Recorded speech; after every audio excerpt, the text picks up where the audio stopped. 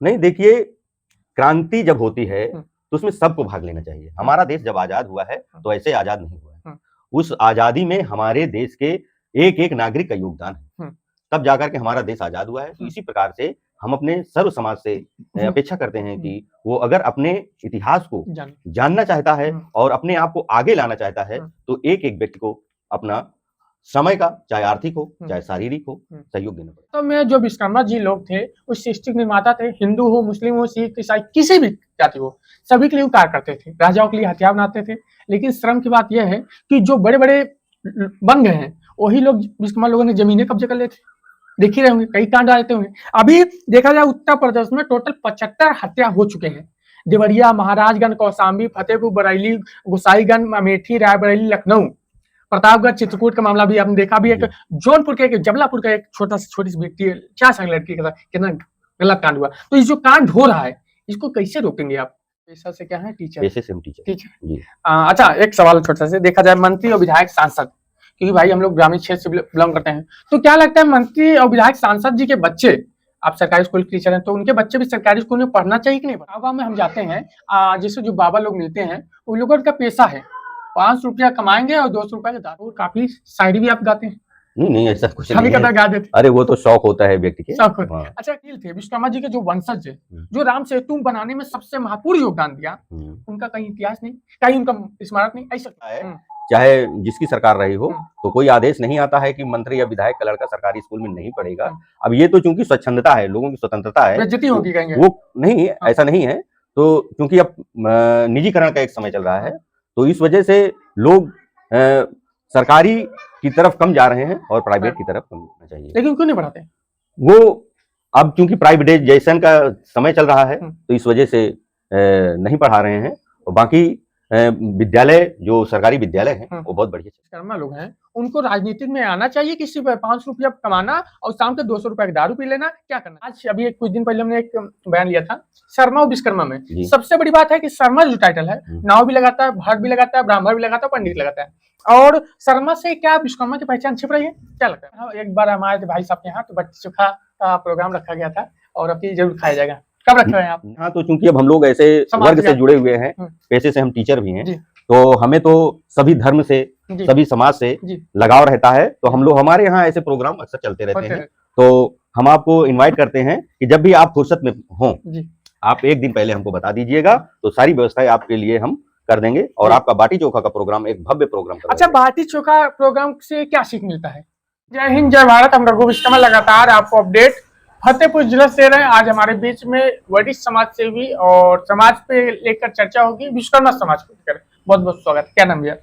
मूलचंद विश्वकर्मा। मूलचंद विश्वकर्मा। काफी आप भी एक्टिव रहते हैं समाज में, ऐसा क्यों करते हैं? समाज में एक्टिविटी क्यों जरूरी है? पहली बात तो मैं आपको आभार व्यक्त करता हूँ कि आप जो है सदैव चर्चित रहते हैं, फेसबुक में हो चाहे व्हाट्सएप पे हो, सारे सोशल मीडिया में आप सदैव सामाजिक मुद्दों को लेकर के चर्चित रहते हैं। जहां तक बात आ गई है विश्वकर्मा समाज की, तो हमारा विश्वकर्मा समाज, हम लोगों का विश्वकर्मा समाज अब एकत्रित हो रहा है, संगठित हो रहा है और सशक्त भी हो रहा है।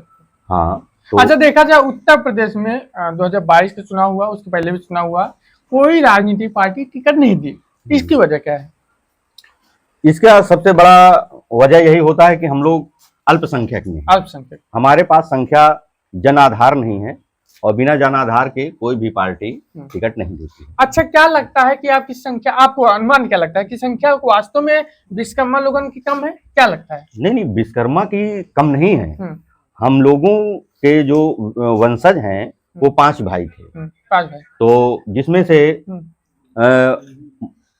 5 लोग हैं, तो पांचों लोग हम लोग अगर यूनाइट हो जाएं तो हमारे पास संख्या बहुत ज्यादा है। आपने कहा 5 लोग, मनुमय, त्वष्टा, शिल्पी, देवक। जी हाँ, मनुमय, त्वष्टा, शिल्पी, लोहार, बढ़ई, सुनार, खसेरा। मान लीजिए लोहार और बढ़ई तो मान लो जागरूक हो चुका है, जागरूक हो चुका है, लेकिन एक सुनार है, एक शिल्पकार है, ठठेरा, ठठेरा और कसेरा, ये लोग जो है विश्वकर्मा जी को जल्दी अपने दुकान में फुटुए नहीं लगा पाते हैं। इसकी वजह क्या है?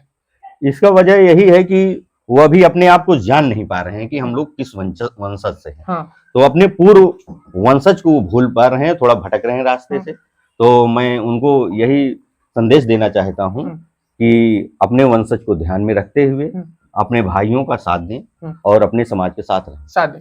आपका नाम क्या बताया? मूलचंद विश्वकर्मा। जो आप विश्वकर्मा लगाए, आज अभी कुछ दिन पहले हमने एक बयान लिया था शर्मा और विश्वकर्मा में। सबसे बड़ी बात है कि शर्मा जो टाइटल है, नाव भी लगाता है, भट्ट भी लगाता है, ब्राह्मण भी लगाता है, पंडित लगाता है। और शर्मा से क्या विश्वकर्मा की पहचान छिप रही है? क्या लगता है आपको? नहीं, वो तो है। अगर हम लोग विश्वकर्मा हैं तो हमें अपने जाति को छुपाने में कोई शर्म नहीं करनी चाहिए। लेकिन कुछ लोग शर्माते क्या भैया, सब विश्वकर्मा लिख देंगे तो नौकरी नहीं मिलेगी। नहीं, ऐसा कुछ नहीं है। नौकरी टैलेंट से मिलती है, केवल समाज में या टाइटल लगाने से नहीं मिलती है। टैलेंट है आपके अंदर तो आपको नौकरी मिलेगी। अच्छा, देखा जाए आपके यहाँ एक बार हमारे थे भाई साहब के यहाँ, तो बट्टी चोखा का प्रोग्राम रखा गया था और अब की जरूर खाया जाएगा। कब रखे हुए हैं आप? नहीं, हमारे यहाँ तो चूंकि अब हम लोग ऐसे वर्ग से जुड़े हुए हैं, पेशे से हम टीचर भी हैं, तो हमें तो सभी धर्म से, सभी समाज से लगाव रहता है। तो हम लोग, हमारे यहाँ ऐसे प्रोग्राम अक्सर चलते रहते हैं। तो हम आपको इनवाइट करते हैं कि जब भी आप फुर्सत में हों, आप एक दिन पहले हमको बता दीजिएगा, तो सारी व्यवस्थाएं आपके लिए हम कर देंगे और आपका बाटी चोखा का प्रोग्राम एक भव्य प्रोग्राम करवाएंगे। अच्छा, बाटी चोखा प्रोग्राम से क्या सीख मिलता है? देखिए, जो बाटी चोखा हो चाहे पिकनिक हो, उससे हमको एक सीख मिलती है कि हमें एक साथ रहने की, यूनाइट होने की, एक टीम भावना हमें हमारे अंदर आती है, एक स्पिरिट आती है कि हमें मिलजुल करके रहना चाहिए और सभी से किसी भी प्रकार का द्वेषपूर्ण व्यवहार ना करके एक मैत्रीपूर्ण व्यवहार करना चाहिए। आप विश्वकर्मा जी के वंशज हैं, हम लोग भी हैं, गर्व होता है। लेकिन देखा जाए महारानी दिद्दा के बारे में जानते होंगे? जी हाँ। जो कश्मीर की रानी थी। जी हाँ। उनका इतिहास क्यों छिपाया गया? कोई पार्टी उनका जयंती क्यों नहीं मनाती? अब उसका सबसे बड़ा कारण यही होता है कि हम लोगों के समाज के जो लोग हैं वो लेखक कोई नहीं बना है। आज तक हमें ये देखने को, हम सोशल मीडिया में भी जुड़े रहते हैं, तो हम देखते हैं कि हमारे समाज से बहुत कम लोग लेखनी का काम करते हैं। पढ़ाई से हम लोग थोड़ा दूर भाग रहे हैं। तो इस वजह से हमें अपने इतिहास को खोजना पड़ेगा। कोई हमें ढूंढ करके कोई सामान नहीं देता है। तो हमें ये हमारा दायित्व है कि हमें अपने समाज के इतिहास को ढूंढ करके निकालना पड़ेगा। आपने क्या कहा कि विश्वकर्मा, हम सोशल मीडिया जुड़े हैं, कोई लेखक नहीं मिला जी। सबसे बड़ी बात है कि यहीं पे आप देखिए, विश्वकर्मा जब शर्मा लिखेगा तो आप कैसे पहचानिएगा कि वो विश्वकर्मा लेखक है? तो यही तो सबसे बड़ी विडंबना है हमारे समाज, ये कैसे दूर कि हम लोग अपनी जाति को छिपा रहे हैं, जिसके कारण लोगों के अंदर एक प्रकार का वो संदेह भी रहता है कि पता नहीं ये विश्वकर्मा है कि कौन सी बिरादरी से है। तो मैं तो समाज के लोगों को यही आग्रह करता हूं और निवेदन भी करता हूं कि हम लोग कभी भी अपने जाति को छिपाने से किसी प्रकार का कोई परहेज नहीं करना चाहिए। चलिए, अब गाड़िया लोहार जी की बात कर लिया जाए, जो महाराणा प्रताप जी के लिए हल्दी खाती युद्ध में अपना त्याग कर दिया, लेकिन आज दर दर पे ठोकर खा रहा है। लेकिन कोई भी पार्टी, कोई भी सरकार आती है तो उनके बारे में नहीं सोचती। इसकी वजह क्या है? इसकी वजह यही है कि हम लोगों को, कभी आप मिले कि नहीं? आपके क्षेत्र में घूमते रहते? हाँ, घूमते रहते हैं। अभी तक खागा में भी थे, तो खागा में थोड़ा। अच्छा, आप मिले तो क्या बोले कि आप? नहीं, तो वो लोग यही बोलते हैं कि हम लोगों एक घुमंतु जाति है हमारी, और बाकी वो कहीं फिक्स होकर के नहीं रहते हैं। उनका एक मूल निवास होता है, लेकिन उनका ये पेशा बना हुआ है कि वो घूम घूम करके अपना लोहे का काम करते हैं और बिक्री से अपना जीवन। ये गाड़िया लोहार जो है राजस्थान में पाए जाते हैं ना, तो इस समय तो हर जगह है। लेकिन इन्होंने जो त्याग किया महाराणा प्रताप के लिए, है ना, तो आज इनके जो गाड़िया विश्वकर्मा जी के लोग वंशज हैं, आज भी गांव-गांव में चले जाइए, न रास्ता है न जमीन है, बहुत ही पीड़न का शिकार बनते चले जा रहे हैं। तो ये कैसे दूर होगा? ये तो कोई भी कष्ट होता है तो वो तो शिक्षा के द्वारा दूर होता है। यदि आप शिक्षित होंगे, अच्छी अच्छी किताबें पढ़ेंगे, तो अच्छा अच्छा ज्ञान आएगा, और ज्ञान जब आपके पास आएगा तो आप हक और हुकूक की भी लड़ाई लड़ सकते हैं। बिल्कुल। अभी आप अयोध्या गए थे घूमने, तो श्री राम प्रभु जी के दर्शन की हूँ। फिर उसके बाद एक आगे चलेंगे तो एक निषाद राज जी का स्मारक बना है। जी जी, गले मिलते हुए देखे होंगे। अच्छा, ये बताइए, जब निषाद राज जी, हम लोग भी मानते हैं भाई, अब उन्होंने सिया राम जी को गंगा के पाल कराया है और दोस्ती बनी, लेकिन जो नल और नील थे, विश्वकर्मा जी के जो वंशज थे, जो राम सेतु बनाने में सबसे महत्वपूर्ण योगदान दिया, उनका कहीं इतिहास नहीं, कहीं उनका स्मारक नहीं, ऐसा क्यों? ऐसा ये है कि हम लोग उपेक्षा का शिकार हो रहे हैं। तो ऐसे समाज में रह करके हम लोग उपेक्षित हैं और अपनी उपेक्षा का बदला हम कहीं ना कहीं से हमको लेना चाहिए। कैसे लेना चाहिए? अब वो चाहे अपना राजनीतिक भागीदारी रही हो, चाहे पार्टियों से अपना, तो इस टाइप से हमें कहीं ना कहीं से यूनाइट होकर के उसका बदला लेना चाहिए। अच्छा, आज के समय में जो विश्वकर्मा लोग हैं उनको राजनीतिक में आना चाहिए कि सिर्फ 5 रुपया कमाना और शाम के 200 रुपए की दारू पी लेना, क्या करना चाहिए? नहीं, देखिए, क्रांति जब होती है तो उसमें सबको भाग लेना चाहिए। हमारा देश जब आजाद हुआ है तो ऐसे आजाद नहीं हुआ है। उस आजादी में हमारे देश के एक एक नागरिक का योगदान है, तब जाकर के हमारा देश आजाद हुआ है। तो इसी प्रकार से हम अपने सर्व समाज से अपेक्षा करते हैं कि वो अगर अपने इतिहास को जानना चाहता है और अपने आप को आगे लाना चाहता है तो एक एक व्यक्ति को अपना समय का, चाहे आर्थिक हो चाहे शारीरिक हो, सहयोग देना पड़ेगा। बिल्कुल। मूलचंद विश्वकर्मा जी से जो जानकारी मिले कि पहले अपना अधिकार जानिए कि हम लोग क्या हैं, और वास्तव में जो विश्वकर्मा जी लोग थे उस सृष्टि के निर्माता थे। हिंदू हो, मुस्लिम हो, सिख, ईसाई, किसी भी जाति हो, सभी के लिए वो कार्य करते थे। राजाओं के लिए हथियार बनाते थे। लेकिन श्रम की बात यह है कि जो बड़े बड़े बन गए हैं वही लोग, विश्वकर्मा लोगों ने जमीनें कब्जे कर लेते। देख ही रहे होंगे, कई कांड आते होंगे। अभी देखा जाए उत्तर प्रदेश में टोटल 75 हत्या हो चुके हैं।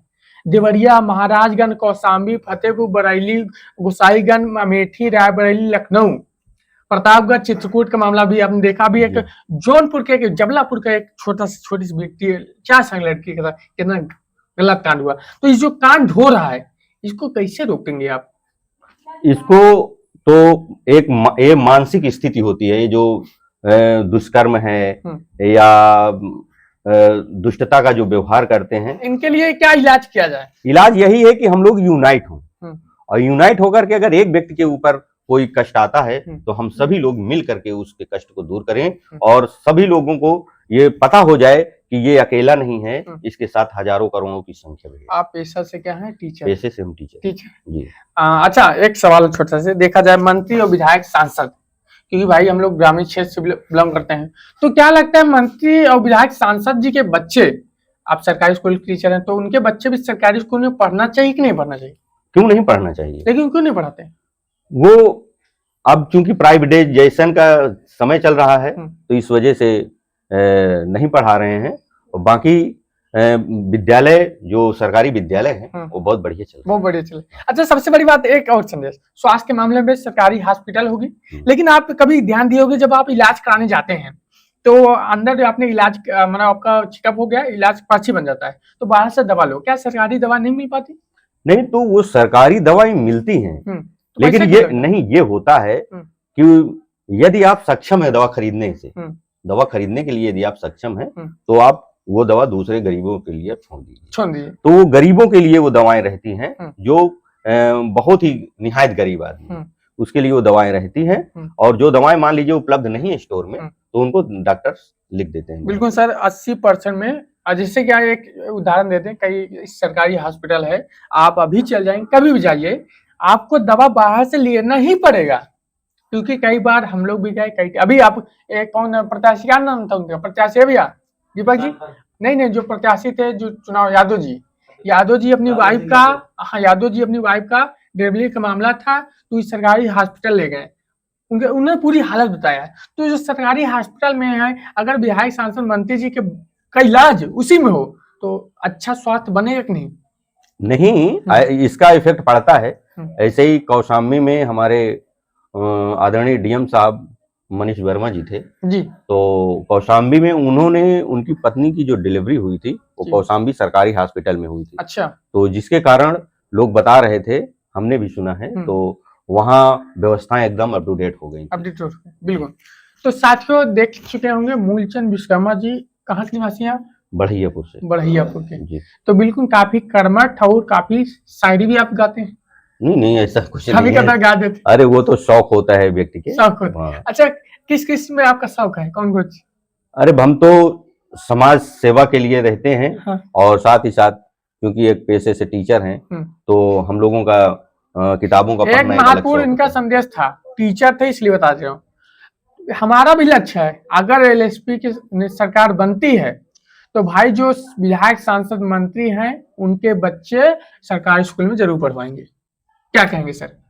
ये तो बहुत अच्छी बात है। प्रत्येक सरकार ये कह रही है, ऐसा कोई निर्देश नहीं आता है, चाहे जिसकी सरकार रही हो, तो कोई आदेश नहीं आता है कि मंत्री या विधायक का लड़का सरकारी स्कूल में नहीं पढ़ेगा।